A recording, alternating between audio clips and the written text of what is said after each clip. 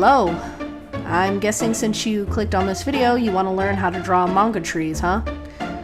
Alrighty, buckle up and I'll teach you everything I know. Just know that in order to draw good trees, you should also probably practice drawing them. Because one of these days, I'm 100% certain you're going to have to draw one from scratch. And believe me, you don't want to be that one person that doesn't know how, or be that one person who's been using pre-made brushes to create manga backgrounds for yourself this entire time, and then your mind goes blank when you need to draw one from imagination. So don't worry, I'm here to help you. I'll help you gain the skills you need to draw leaves and trunks, whether you're at level 1 or even at level 0. We will learn and grow together. So without further ado, let us begin. So when you're learning how to draw trees for the first time, I'm assuming this is probably what your trees are looking like. Kindergarten level, aka level 1 or level 0. No, it's totally okay. I'm just messing with you. We all got to start from somewhere, right? Next, we reach level 2 trees. Trees that are starting to look a little bit more detailed. I'm sure some of you are wondering, but wait, aren't these pretty much like level 1 trees? What's the difference? Well, friend, the difference can be summed up in one word: overlapping, when you place objects or lines in front of or behind another. When it comes to drawing good trees, the first thing you'll learn is to place some of the leaves in the front and some in the back. This will start to make your trees look more three-dimensional as opposed to completely flat drawings, such as drawings in level 1. Try it out. Place some leaves in the front, place some in the middle, and place some in the back. Now try placing some tree branches in back of other tree branches. The more you add in between, the more rounded your tree will start to look and feel. Trees are supposed to look like umbrellas, not pancakes. You want to convey to people that your tree has some kind of three-dimensional form going on. Another thing you will need to understand is that the trunk itself is not flat either. It has a rounded shape too, like a cylinder. See the difference between the flat-looking ones and the same tree branch drawn to look more like a cylinder? Yep, this is called form. And a good tree is going to have good form. Once you've got the hang of practicing these things and are feeling like your trees are starting to look pretty good, you will have advanced to level 3.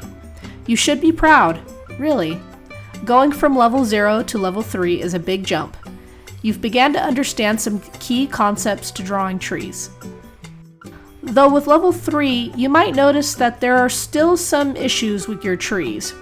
Whether that's your trees looking like they're still flat or your leaves are looking a little wonky, you may not be quite sure what it is that looks off about it, but there's something that could still be better. So here are some things to watch out for as you're working through this stage and practicing.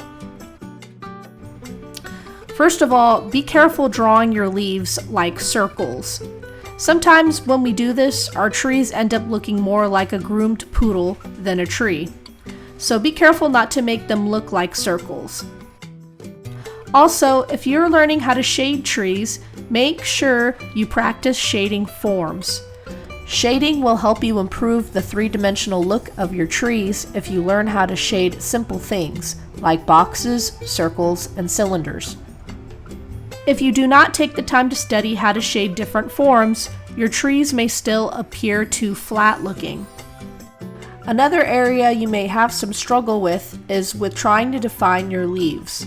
When you try to define the shape of them, you'll notice that they end up looking very cartoony. Since you want your trees to look more realistic, avoid doing this.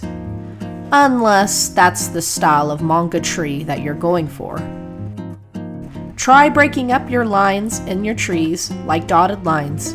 Leaves should be assorted almost randomly, because technically they don't have a defined shape. Lastly, while you are practicing your trees, you may find it difficult to draw the tree branches and tree trunks. Your branches may look fatter or skinnier at different places, or the trunk itself may still look flat. In order to fix this, you must remember that tree trunks and tree branches have form too. Try drawing them as cylinders. Everything, even the branches. Thick cylinders at the beginning, or the base, that become thinner and thinner cylinders as they extend outwards. A simple trick to creating a cylinder is to give the very top and the bottom a cylinder or rounded shape. For more advanced techniques, if you're drawing a tree trunk with twists in it, try to think of the twists as cylinders too. It will help make your trunks look like each twist has a form of its own, and will help avoid it looking flat. I know all of what I just said was a lot, so just take a breather for now and rewind the video to listen again if you need to. In the meantime, you can watch me draw a tree of my own, as I try to incorporate everything I've taught you. Overlapping, form, using cylinders, shading, and avoiding defining the leaves' shape. As you'll see here, I'll start with a rough sketch and will use circles to help me place where groups of leaves will go. And this, I think, is fine to do, especially when you're just trying to figure out where to place everything and where things will overlap so that it looks like an umbrella shape. Though, I think I ended up making my leaves too much like circles in the end anyway. Which is okay to do when you're still learning and practicing. Trust me, it took me like 50 drawings of trees to even get to this point. So it's going to be totally normal to struggle with bad sketches at the beginning. As long as you have the drive to figure out what it is that you may be doing wrong and try to improve it with the next drawing, that's all that matters. Now there are going to be a lot of different manga trees that you will see artists do. Some are going to be heavily shaded, some are going to be very lightly shaded, some are going to look a little bit more cartoony, and others are going to look very realistic. Find a style that you like from your favorite manga series and do your best to study it and replicate it on your own. And then do it from imagination as a final test to see if you really nailed it. Once your trees are looking pretty realistic and you feel confident drawing them, congratulations, you've probably reached level 4 and have mastered all of the basics in tree drawing. Now this is the point where manga publishers and consumers should be pretty happy with how your work looks, because your trees are now looking like actual trees. They're not flat drawings anymore with little to no form. Now, you may be pretty satisfied with reaching this point and decide not to level up any further. But if you do decide that you still want to improve and learn, this is what level 5 would look like. Yep.